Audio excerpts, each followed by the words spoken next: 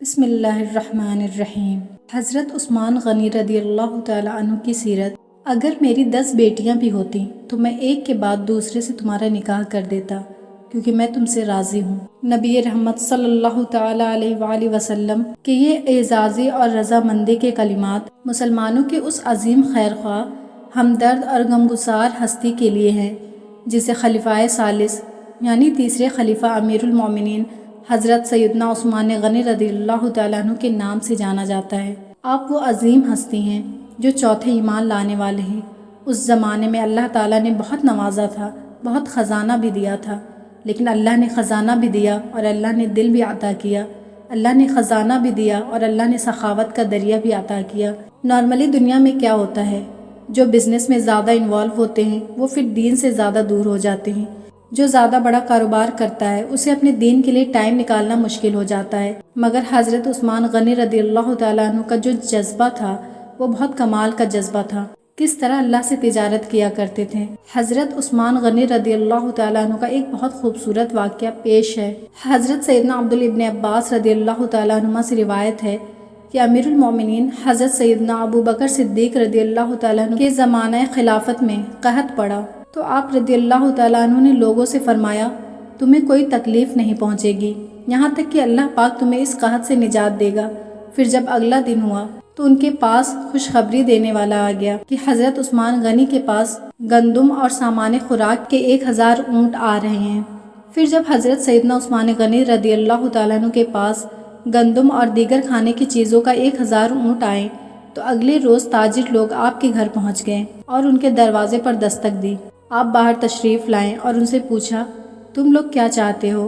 انہوں نے کہا ہمیں معلوم ہوا کہ آپ کے گندم اور دیگر اشیاء کے 1000 اونٹ آئے ہیں، آپ وہ ہمیں فروخت کر دیں تاکہ مدینہ منورہ کے ضرورت مندوں پر رزق کی وسعت ہو جائے۔ حضرت عثمان غنی رضی اللہ تعالیٰ عنہ نے ارشاد فرمایا اندر آ جاؤ۔ وہ لوگ اندر گئے تو آپ نے ان سے پوچھا تم لوگ ملک شام کے بھاؤ کے مطابق کیا نفع دو گے؟ انہوں نے کہا 10 کے 12 نفع دیں گے۔ آپ نے ارشاد فرمایا مجھے اس سے زیادہ نفع مل رہا ہے۔ تاجروں نے کہا 10 کے 14 لے لیں۔ فرمایا مجھے زیادہ ملتا ہے۔ انہوں نے کہا 10 کے 15 لے لیں۔ آپ رضی اللہ تعالیٰ عنہ نے فرمایا مجھے اس سے زیادہ نفع مل رہا ہے۔ انہوں نے کہا مدینے کے تاجر تو ہم ہیں، آپ کو کون زیادہ نفع دے رہا ہے؟ حضرت عثمان غنی رضی اللہ تعالیٰ عنہ نے ارشاد فرمایا مجھے 1 روپے پر 10 روپے منافع مل رہا ہے، تم اس سے زیادہ دو گے؟ انہوں نے کہا ہم اتنا نفع نہیں دے سکتے۔ آپ رضی اللہ تعالیٰ عنہ نے فرمایا اے تاجروں کی جماعت، اس بات پر گواہ ہو جاؤ کہ میں نے یہ تمام اشیاء مدینے کے ضرورت مندوں کے لیے صدقہ کر دی ہیں۔ حضرت سیدنا عبداللہ ابن عباس رضی اللہ تعالیٰ عنہ فرماتے ہیں میں جب رات کو سویا تو خواب میں رسول اکرم صلی اللہ علیہ وآلہ وسلم کی زیارت کی۔ آپ صلی اللہ تعالیٰ علیہ وآلہ وسلم نے نور کی چادر پہن رکھی تھی، مبارک ہاتھوں میں نور کی چھڑی اور پاؤں مبارک میں جو نالین تھے ان کے تسمے بھی نورانی تھے۔ میں نے عرض کی میرے ماں باپ آپ صلی اللہ تعالیٰ علیہ وآلہ وسلم پر قربان، یا رسول اللہ صلی اللہ تعالیٰ علیہ وآلہ وسلم، آپ صلی اللہ تعالیٰ علیہ وسلم کی طرف میرا شوق بڑھتا جاتا ہے۔ نبی اکرم صلی اللہ تعالیٰ علیہ وآلہ وسلم نے ارشاد فرمایا میں جلدی میں ہوں۔ عثمان نے 1000 اونٹ کا بوجھ گندم وغیرہ صدقہ کیا ہے۔ اللہ کریم نے عثمان کا یہ عمل قبول فرما کر جنتی حور سے ان کا نکاح فرمایا ہے۔ حضرت عثمان غنی رضی اللہ تعالیٰ عنہ مسلمانوں کے کس قدر زبردست خیر خواہ اور سخاوت کے سمندر تھے۔ حضرت عثمان غنی رضی اللہ تعالیٰ عنہ کا مختصر تعارف۔ آپ رضی اللہ تعالیٰ عنہ کا نام عثمان اور کنیت ابو عمرو ہے۔ امیر المومنین، ذو النورین یعنی 2 نور والا، کامل الحیاء والایمان، حیا اور ایمان میں کامل، جامع القرآن یعنی قرآن جمع کرنے والا، سید الاسقیاء یعنی سخیوں کے سردار، عثمان باحیا وغیرہ آپ رضی اللہ تعالیٰ عنہ کے مشہور القابات ہیں، مگر آپ رضی اللہ تعالیٰ عنہ کے تمام القابات میں سے ذو النورین یعنی 2 نور والا زیادہ مشہور ہے۔ اس لقب کی زیادہ مشہور وجہ یہ ہے کہ آپ رضی اللہ تعالیٰ عنہ کے نکاح میں ایک کے بعد دیگر حضور پر نور صلی اللہ علیہ وآلہ وسلم کی 2 شہزادیاں حضرت رقیہ رضی اللہ تعالیٰ عنہ اور حضرت ام کلثوم رضی اللہ تعالیٰ عنہ آئیں۔ اسی وجہ سے آپ کو ذو النورین یعنی 2 نور والا کہا جاتا ہے۔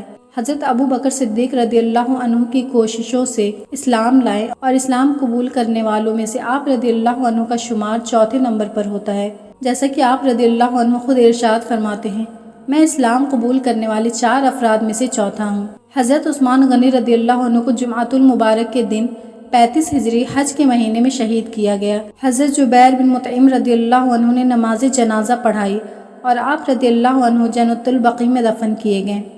محترم ناظرین، حضرت عثمان غنی رضی اللہ تعالیٰ عنہ کا شمار ان صحابہ کرام علیہم الرضوان میں ہوتا ہے جن پر اسلام قبول کرنے کے بعد ظلم کے پہاڑ توڑے گئے، طرح طرح سے ستایا گیا اور بہت ہی دردناک سلوک کیا گیا، مگر قربان جائیں رحمت عالم صلی اللہ علیہ وآلہ وسلم کے اس عظیم صحابی حضرت عثمان غنی رضی اللہ تعالیٰ عنہ کے پکے ارادوں پر، جو اس قدر ظلم برداشت کر کے بھی باطل کے آگے ڈٹے رہے اور دین اسلام سے 1 انچ بھی پیچھے ہٹنے کے لیے تیار نہ ہوئے۔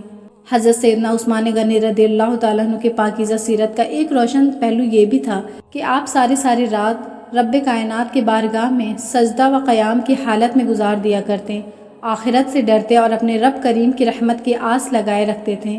دن کے اوقات سخاوت و روزوں کی حالت میں گزارتے تو راتیں بارگاہ خداوندی میں سجدہ و قیام میں کٹ جاتی تھیں۔ ناظرین، عشق رسول ایک ایسا خزانہ ہے کہ جسے یہ خزانہ عطا ہو جاتا ہے اس کے تو وارے ہی نیارے ہو جاتے ہیں۔ اگر ہم حضرت سیدنا عثمان غنی رضی اللہ تعالیٰ عنہ کی سیرت طیبہ کا مطالعہ کریں تو ہم پر یہ حقیقت واضح ہو جائے گی کہ رحمت عالم صلی اللہ علیہ وآلہ وسلم کے جانثار صحابی حضرت سیدنا عثمان غنی رضی اللہ تعالیٰ عنہ کو بھی یہ خزانہ عطا ہوا تھا۔ حضرت عثمان غنی رضی اللہ تعالیٰ عنہ کے عشق رسول کا ایک واقعہ ملاحظہ کریں۔ جب نبی کریم محبوب رب عظیم صلی اللہ علیہ وآلہ وسلم نے حضرت سیدنا فاروق اعظم رضی اللہ تعالیٰ عنہ کے مشورے پر حضرت عثمان غنی رضی اللہ تعالیٰ عنہ کے صلح حدیبیہ کا پیغام دے کر مکہ مکرمہ میں قریش کی طرف روانہ فرمایا تو کئی صحابہ کرام علیہم الرضوان اس بات پر رشک کر رہے تھے کہ حضرت عثمان غنی رضی اللہ تعالیٰ عنہ کو مکہ مکرمہ جانے کا شرف حاصل ہوا ہے، اب وہ بیت اللہ شریف کی زیارت اور طواف کعبہ کریں گے۔ جب صحابہ کرام علیہم الرضوان اپنے اس رشک بھرے جذبات کا اظہار بارگاہ رسالت میں کیا تو نبی کریم صلی اللہ علیہ وآلہ وسلم نے ارشاد فرمایا، مجھے یقین ہے جب تک ہم محصور ہیں عثمان کعبے کا طواف نہیں کریں گے۔ صحابہ کرام نے عرض کی، یا رسول اللہ صلی اللہ تعالیٰ علیہ وآلہ وسلم، اس حوالے سے کوئی رکاوٹ درپیش نہیں، پھر عثمان غنی کو طواف کعبہ سے کون سی چیز روک رکھے گی؟ نبی کریم صلی اللہ تعالیٰ علیہ وآلہ وسلم نے صحابہ کرام علیہم الرضوان کے اس الجھن کو دور کرنے کے لیے ارشاد فرمایا، مجھے یقین ہے کہ وہ ہمارے بغیر خانہ کعبہ کا طواف نہیں کریں گے۔ جب حضرت عثمان غنی رضی اللہ تعالیٰ عنہ واپس آئے تو صحابہ کرام علیہم الرضوان نے آپ رضی اللہ تعالیٰ عنہ سے پوچھا، اے ابو عبداللہ، طواف کعبہ کرنے کے بعد آپ اطمینان محسوس کر رہے ہوں گے۔ امیر المومنین حضرت عثمان غنی رضی اللہ تعالیٰ عنہ نے ارشاد فرمایا، آپ حضرات نے میرے بارے میں غلط اندازہ لگایا ہے۔ فرمایا، اس ذات کی قسم جس کے قبضے قدرت میں میری جان ہے، اگر مکہ شریف میں میرا ٹھہرنا سال بھر بھی ہوتا تو میں رحمت عالم صلی اللہ تعالیٰ علیہ وآلہ وسلم کے بغیر طواف نہ کرتا، جبکہ قریش نے میرے لیے طواف کعبہ کرنے میں کسی قسم کی کوئی رکاوٹ کھڑی نہیں کی تھی۔ محترم ناظرین، آپ نے سنا کہ امیر المومنین حضرت عثمان غنی رضی اللہ تعالیٰ عنہ نبی پاک صلی اللہ تعالیٰ علیہ وآلہ وسلم کے کیسے سچے عاشق تھے، جن کی ہر ادا سے عشق رسول ظاہر ہوتا تھا۔